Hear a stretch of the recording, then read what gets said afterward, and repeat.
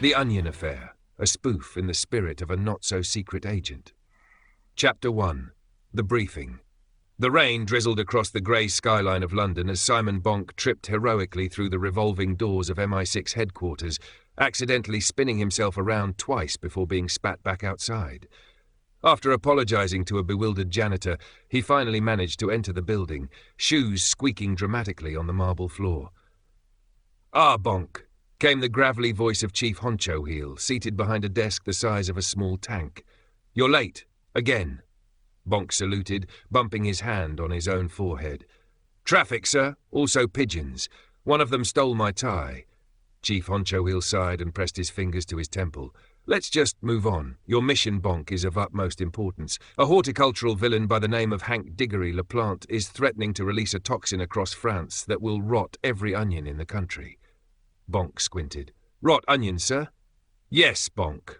Onions. A dastardly vegetable indeed," said Bonk gravely. "Not the onions, you twit. The villain. He wants to destroy all other onions so he can sell his own at a higher price. It's economic warfare through produce." Bonk nodded solemnly. "A man after my own roots." Chief Honcho Heel groaned. "You'll report to Barnaby Gizmo for your equipment. Try not to blow anything up this time." "I make no promises, sir," said Bonk proudly, tripping over the chair as he left. Chapter 2. Gadgets Galore. Down in the cluttered, sparking basement of MI6's tech division, Barnaby Gizmo adjusted his goggles and greeted Bonk without looking up. "Ah, Bonk, just the man to test my latest questionable creations." Bonk eyed the workbench. "I still haven't quite recovered from the exploding briefcase you gave me last time." "That was experimental, Bonk," said Gizmo cheerfully. "Now for this mission I've got two brilliant devices. First," he lifted a gleaming gardening fork, "this baby sends sonic vibrations strong enough to make crops explode." Bonk blinked. "Explode, you say?" "Boom, instant salad. Sounds highly unsafe." "Excellent. The second gadget," said Gizmo, holding up a bright red plastic tomato, when rolled across the floor amidst dazzling lights that compel anyone nearby to dance uncontrollably. Bonk stared. "That sounds like a children's toy." "Exactly. Nobody suspects the tomato." Bonk pocketed both devices with great seriousness. "I'll handle them with the utmost." Bang! The tomato hit the floor and began flashing rainbow lights. Gizmo started breakdancing involuntarily, while Bonk tried to catch it with his foot, tripped and somersaulted into a filing cabinet. "Professionalism," Bonk wheezed. Chapter 3. To France, with blunders disguised as a tourist in a shirt that read "I Onions," Bonk arrived in rural France to locate Laplante's secret greenhouse fortress. He found a bar in a sleepy village and decided to gather intel the only way a true agent could, by ordering a drink. He leaned against the counter and gave the bartender a crooked grin. "A cup of tea," he said suavely, "white, not black."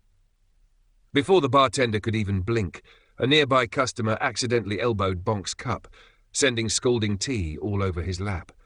Bonk yelped, slipped on the wet floor, and crashed into a table full of suspicious-looking gardeners. They immediately began speaking in French and pulling out trowels. "Gentlemen," said Bonk, standing up and adjusting his soaked shirt, "perhaps we can settle this over a nice salad."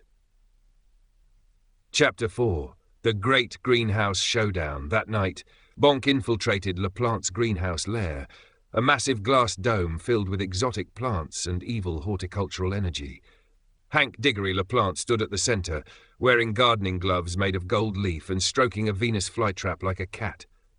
"Ah, Monsieur Bonk," said Laplante in a deep French accent, "you are too late. Soon my onion toxin will make me le riche homme." Bonk fumbled for his gadgets. "Not so fast, you bulbous brute." He pulled out the gardening fork, aimed it at Laplante's prized onion crops, and pressed the button. Nothing happened. He smacked it twice. Suddenly the vibrations went haywire. Every plant in the room began exploding in spectacular bursts of lettuce and petals. Laplante screamed, "Mon onions!" Bonk, covered in cabbage, rolled the plastic tomato toward the villain. Lights erupted, and Laplante immediately began doing the can-can uncontrollably. His henchmen joined in, unable to resist. Seizing the moment, Bonk tripped over a hose and accidentally kicked the tomato into the control panel, short-circuiting the toxin release system. The greenhouse filled with smoke, sparks, and the smell of onion soup. Chapter 5. Back at MI6, Chief Honcho Heel glared at Bonk across the desk. So let me get this straight. You destroyed a multi-million-pound greenhouse, caused mass hallucinations of dancing gardeners, and set off an international incident involving onions. Yes, sir, Bonk said proudly. Mission accomplished. Miss Coinwealth poked her head in, arms folded. Your expense report says you ordered 37 cups of tea? Bonk adjusted his tie. Yes, I never got to drink a single one. Chief Honcho Wheel pinched the bridge of his nose. Bonk, get out of my office. Of course, sir. Bonk turned to leave, but walked straight into the door. Final scene. Outside, Bonk dusted himself off and looked toward the horizon. Somewhere, an evil florist or maniacal baker was plotting again. And when they did, MI6 would send their best. Well, they're available.